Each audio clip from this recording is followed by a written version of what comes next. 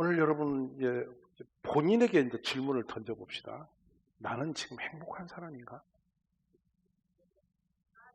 예. 그리고 나는 지금 내 안에 기쁨이 충만한가? 근데 이런 말 할 때 여러분이 누구 때문에 뭐 때문에 환경 때문에 어쩌고 이렇게 하면서 이유를 건다면 잘못 본 겁니다. 겉에 돌아다니는 환경이 뭐 기업이 잘 되고 말고 그런 것 때문에 기쁨이 있다가 없어지고 이런 것은 진짜 기쁨이 아닙니다. 왜 그러냐면 사도 바울이 감옥에서 기뻐하고 있어요. 망했는데 기뻐합니다. 사람들에게 배신당해서 너무도 아픈데 그런 건 상관없이 기뻐하고 있습니다. 몸에 병이 들었는데도 기뻐합니다. 죽음이 순교의 현장에서 죽음이 앞에 오는데도 기뻐합니다. 그러면서 바뀐 우리에게 말씀합니다. 주 안에서 항상 기뻐하라. 내가 다시 말하노니 기뻐하라. 이걸 빌립보서에서 계속 강조하는 게 기뻐하라, 기뻐하라입니다. 그렇다면 이 기쁨을 어디 있는, 왜 이렇게 기뻐할 수 있던가라는 것인데, 환경에 걸쳐있는 기쁨이라는 것은 가식적 기쁨이에요. 우리 크리스찬은 전능하신 하나님 안에 있기 때문에 세상이 어디로 갔든 이랬든 말았든 뭐 잘 됐든 말았든 여러 변수는 항상 있을 수 있는 거예요. 인간관계도 좋았다 나빠질 수도 있고요. 뭐 재산도 있다가 없어질 수도 있어요. 근데 그런 것 때문에 어느 날은 기쁘고 어느 날은 안 기쁘고 이렇다면 그 신앙이 잘못된 거예요. 하나님을 놓친 거예요. 만약에 이 기쁨이 없고 감사가 지금 없다면 여러분은 지금 잘못 서 있는 거예요. 그런 사람은. 왜냐하면 주께서 계시면 환경은 상관이 전혀 없어요. 이것이 주님이 우리에게 지적해 주시는 내용이거든요. 자, 그러면 들어가 봅니다. 왜 기뻐하느냐? 하나님이 만드신 모든 것은 창세기 1장이죠. 좋지 않은 게 있었나요? 하나라도? 이거는 좀 안 좋더라 이렇게 하신 적 있으시나요? 모든 만물이 전부 다 하나님 보시기에 좋은 것들이었어요. 그러니까 하나님 나라는 좋은 것으로 가득한 곳이에요. 맞죠? 자, 그러면 교회는 하나님 나라인데 우리 교회도 하나님 나라입니다. 여기에 다 좋은 것으로 가득합니까? 이제 대답 못 하겠죠. 왜냐하면 옆에 김 집사 같은 사람도 있고 여기 뭐 박 집사도 있고 누구도 있고 그 인간을 생각하면 기뻐할 일도 없고 무슨 좋은 것이 이렇게 불량품이 가득한데 이런 생각을 가질 수가 있어요. 그런데 여러분, 우리들의 지금 인격적 삶의 모든 형태들 때문에 하나님이 만드신 것이 부실해지고 불량이 되고 잘못될 수는 없는 겁니다. 그냥 우리 존재 자체로 우리는 하나님 보시기에 심히 기쁨이 드는 존재들입니다. 아멘이세요? 있는 그대로가 하나님께는 기쁨이고 만족도가 있는 것이었죠. 문제는 뭐냐면 우리가 파괴되었다. 하나님의 기본적인 그 엄청난 축복을 깨뜨렸다는 거예요. 놓쳤다는 거예요. 잃어버렸다는, 상실되었다는 것입니다. 뭐냐면 하나님이 지으신 사람 중에 사람을 지으시고는 좋았다가 아니라 심히 좋으셨다고 했어요. 아멘이세요? 거기는 이 기쁨이, 좋으심이 더 상승됐죠. 하나님 모형과 형상으로 지었죠. 근데 그때 아담이 어떤 상태인지를 우리가 볼 수 있는 장면이 나오죠. 그의 아내를 처음 만났을 때 이는 내 뼈 중에 뼈요 내 살 중에 살이다. 이를 고백했죠. 기억나세요? 너무 거리가 있어서 잊어버렸습니까? 이 사실입니까? 맞죠? 내 뼈 중에 살 중에 이거는 어떤 엔조이 개념이 아닙니다. 존재 자체로서 최상급이었으며 분리할 수 없는 한 몸임을 그대로 고백한 장면이에요. 신령한 고백입니다. 아담이 그런 상태였어요. 근데 아담이 뱀의 말을 듣고 딱 뒤집어진 게 뭐냐면 하나님이신 여자 그가 나로 하여금 이걸 먹게 하여 내가 이걸 먹었다라고 하면서 범죄 행위를 하나님을 빙자하면서 아내에게 넘기는 장면이 나와요. 이제 3인칭수가 나옵니다. 그러니까 분리를 시켰습니다. 기분 나쁘면 분리했고 기분 좋으면 붙이고 이게 세상에 파괴된 인간의 습성입니다. 그러니까 어느 날 기분 좋고 뭐라도 나한테 뭐 재미난 거 갖다 주고 뭘 갖다 유익하면 아이고 할렐루야 했다가 조금 것이 부실하면 딱 끊어버리는 이것이 파괴된 사단이 주었던 심령의 상태가 그렇게 되는 겁니다.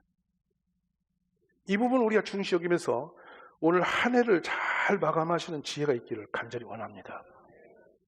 사람이란 이 거룩한 인격체로 있을 때 천국이었는데 아담과 하와가 뱀의 말을 듣고 망가지면서부터 천국은 의미가 없습니다. 그래서 하나님이 천국에서 쫓아냅니다.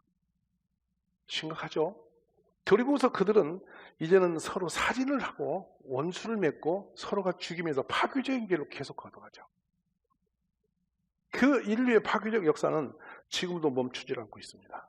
누군가를 죽이고 누군가를 정복해야만 내 것이 생기는, 그래서 더 강하고 더 세고 더 무섭고 더 흉악한 무기를 개발해서 누군가를 쳐부셔야만 내 땅이 생기는 쪽으로 세상은 역사를 써가고 있습니다.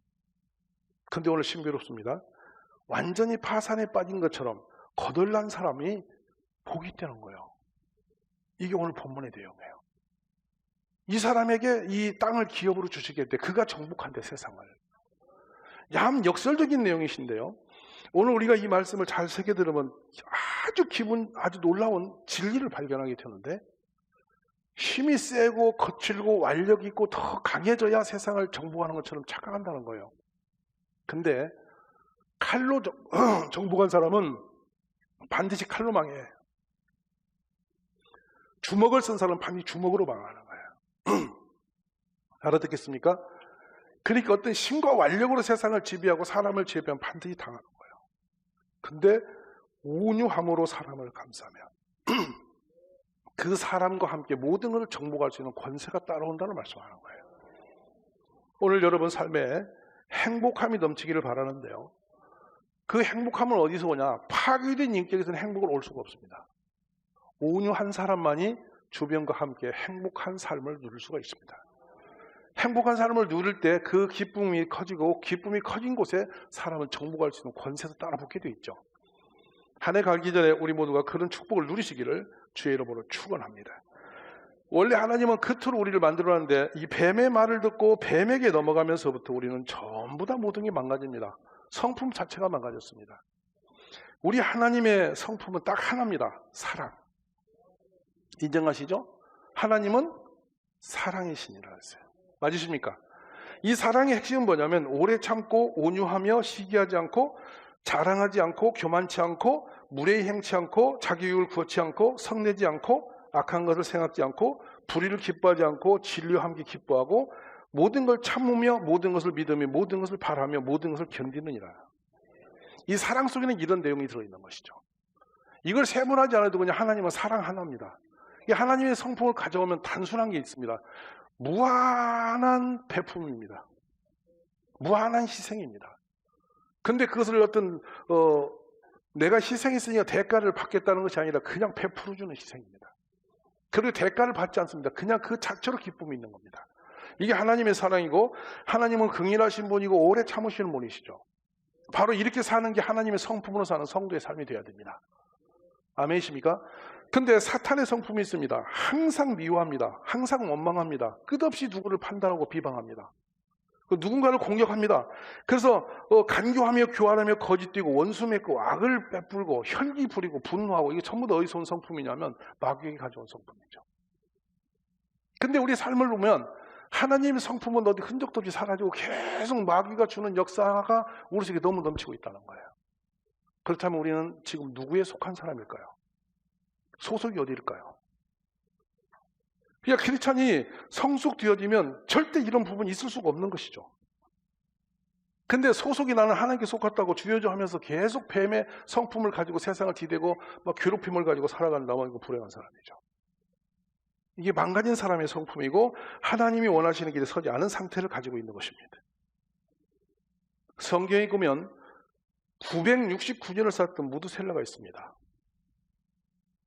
그의 삶 전체는 그는 남획을 낳고 죽은 것, 이렇게 기록이 끝납니다. 오래 살았습니다. 하나님의 나라에서 망가진 사람은 오래 살아도 좋은 일이 하나도 없습니다. 오늘 이거 한 가지만 기억하십시오.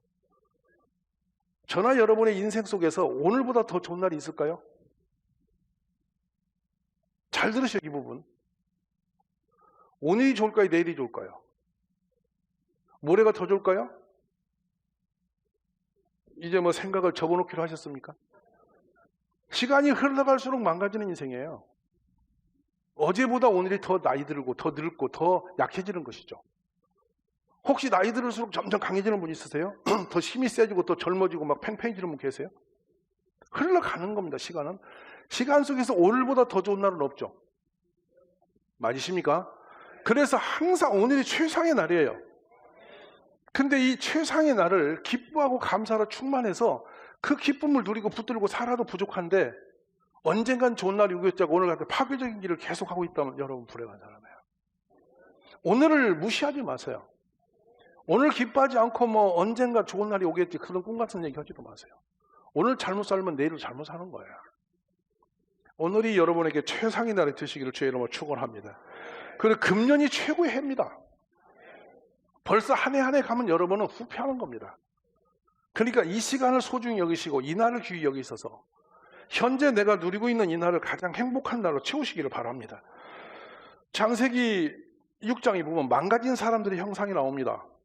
여호와께서 사람의 죄악이 세상에 가득함과 그의 마음으로 생각하는 모든 계획이 항상 악할 뿐임을 보시고 땅에 사람 지으신 것을 한탄하사 마음에 근심하셨다. 그리고 내가 지면에서 쓸어버리겠다. 창조한 모든 걸 사람으로부터 가축과 기는 것과 공중의 새까지 그리하리니 이는 내가 그것을 지었음을 한탄함이니라 그랬습니다. 치명적인 문제죠. 하나님이 망가진 사람의 모습 보고 한탄하시는 겁니다. 우리가 지금 구약시대에 아담으로 인해서 망가진 상태가 있다면 지금 우리는 그 망가진 상태로 살 수가 없는 사람인 것은 왜냐하면 예수 그리스도 안에 있기 때문에. 망가진 모든 걸 회복시키는 분이 누구세요? 예수님이십니다. 우리는 예수님 이후에 살기 때문에 망가진 형태가 아니라고요. 새롭게 빚어진 사람들이라고. 그래서 우리를 번어게인이라고 합니다. 새로 태어난 사람이라고. 오늘 모두가 새 사람이 되는 축복이 있기를 주의 이름으로 바랍니다. 자, 그러면 이제 온유라고 하는 이 용어를 우리가 좀 들여다봐야 됩니다. 온유란 뭐냐면 완전히 자기 자신을 지워버린 상태입니다. 그리고 혈기와 감정으로 살지 않는 사람입니다. 이 따뜻한 마음으로 자신이 정리되어서 꾸준히 변함없이 그 길을 가는 사람입니다. 이것이 성숙됨이고 예수님의 성품입니다. 예수님이 자신을 소개할 때 수고하고 무거운 짐지라 다 내게로 초청하신 다음에 나는 온유하고 겸손하니 나의 멍을 메고 내게 배우라. 그러면 너희가 쉼을 얻으리라 했었거든요. 이게 진정한 살롬의 형태거든요. 그러니까 우리는 예수님을 만난 이후부터는 혈과 육으로 무너진 사람이 아니라 완벽하게 예수님 성품으로 옮겨간 사람이라는 것이에요. 훗날 어떻게 되겠지가 아니라 지금 그 상태가 되기를 기도하시기를 간절히 바랍니다. 구약시대에 망가진 사람의 가장 큰 악함이 뭐였습니까? 바로 가인의 모습입니다. 자기 동생을 보면서 시샘이 불리듯이 일어나서 하나님께 제사를 지르고 나서 동생을 죽일 마음을 품는 거예요. 악이 어떻게 시작된지를 그려낸 장면이죠. 안색이 변했습니다. 하나님 말씀도 무시한 채로 감정태로 달려가 버렸습니다. 혹시 여러분 감정이 내 삶의 모든 것을 지금 움직이고 있다면 여러분 실패합니다. 그건 하나님의 사람의 모습이 아니에요. 우리 하나님의 사람의 감정은 항상 기쁨 속에 있어야 된다니까요. 그러니까 이 기쁨이 없는 모든 감정이 있다면 잘못된 거라고요. 신약시대에 와서 글라우디오 황제로 이어서 네로 황제로 이어갈 때 극한 핍박이 쏟아지고 있었죠. 걸리면 죽는 거였습니다. 인생적으로 완전히 거덜이 놔버린 사람이 바울 아닙니까? 근데 바울이 그렇게 거덜난 상태에서 우리에게 위치는 것이 기뻐하고 항상 기뻐하라고 말씀합니다. 오늘 연말이 가기 전에 잃어버린 여러분의 그 믿음의 역사가 회복되는 은혜가 있기를 주의 이름으로 축원합니다. 바울이 가장 고통스러운 문제가 뭔지 아세요? 환경적인 문제가 아니에요. 감옥에 있는 문제가 아니었어요. 자신의 지금 환경과 역사가 너무 힘들어서 못 견디겠다. 내가 감옥에 있으니 죽겠다. 이런 고통이 아니에요. 바울이 정말 힘들어한 건 뭐냐면 내 안에 있는 악한 문제였습니다. 내 안에 두 개의 법이 싸우고 있는데요.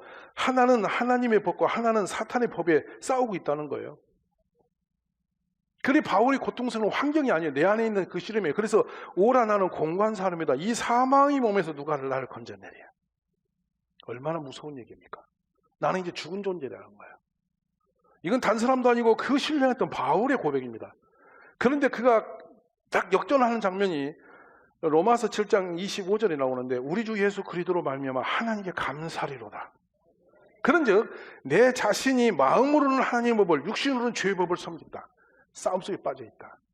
그리고 드디어 성령을 붙들고 기쁨 속으로 넘어가는 장면이 나와요. 우리 모든 가족들 이 시간 이후로 하나님의 성령에 사로잡혀 새로 거듭난 천국을 누리는 가족들이 되시기를 바랍니다. 천국은 좋은 것으로 가득한 곳이고 기쁨이 가득해 있는 곳입니다. 여러분의 마음이, 주님이 그러세요. 천국은 어디 있냐 할 때 여기도 저기도 여기 너희의 마음 속에 있다고 그랬습니다. 오늘 이 말씀이 여러분 우리에게 임하시기를 주의 이름으로 축원합니다. 황시 투안이라는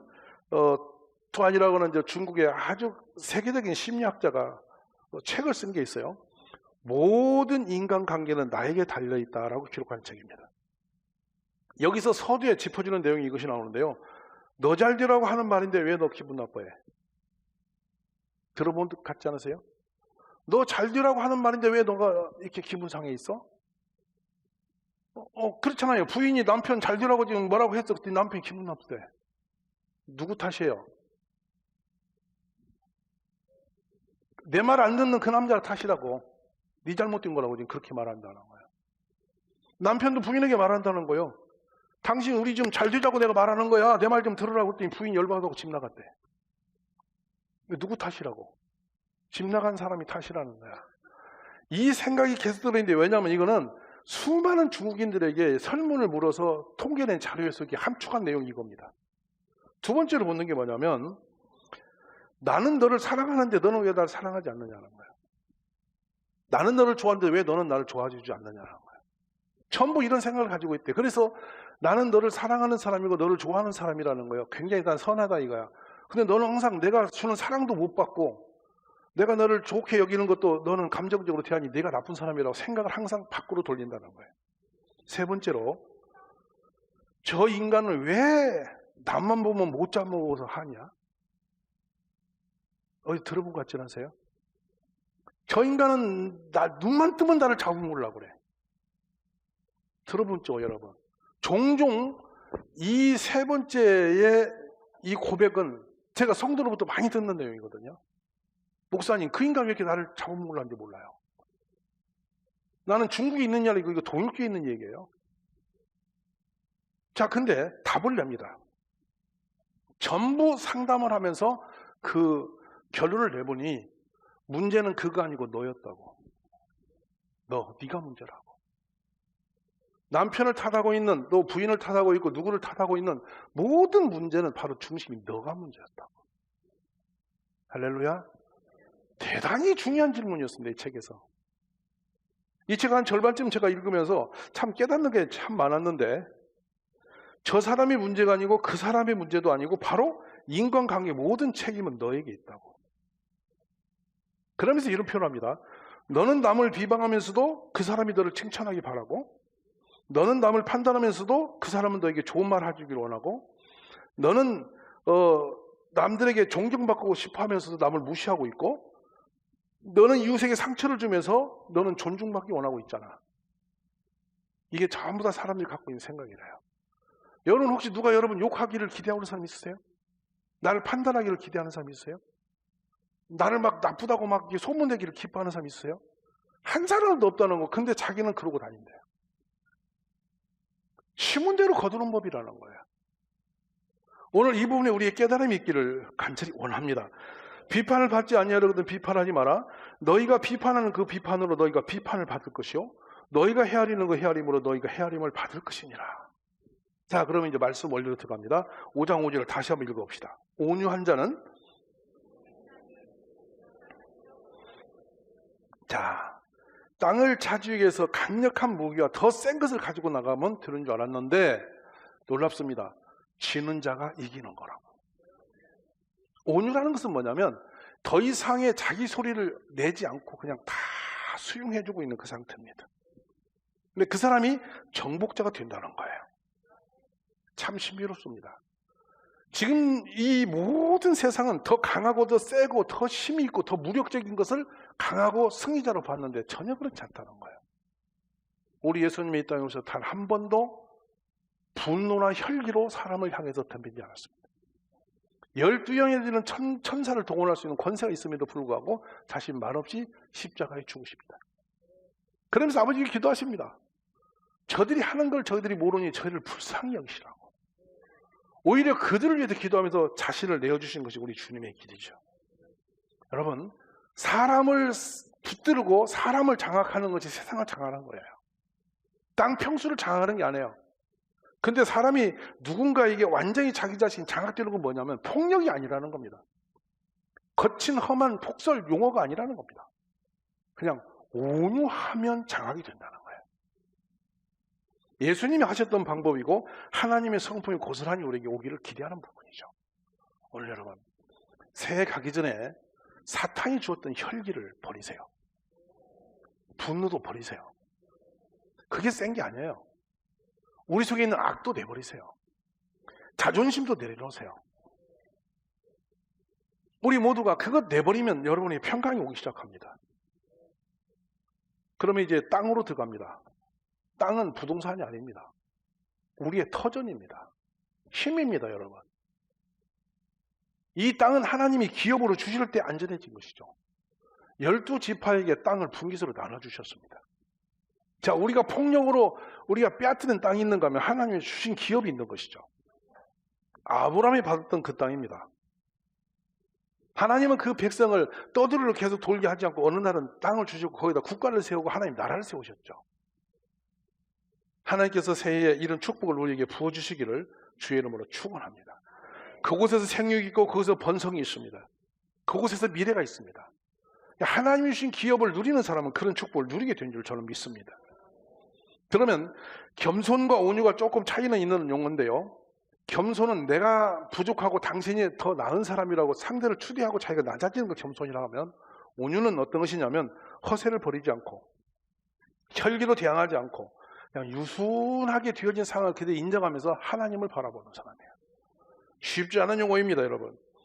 어찌 보면 자존심도 없고 아무것도 없어진 사람처럼 보이죠. 근데 그 상태 되는 사람이 하나님이 복을 주시는 사람이라는 거예요.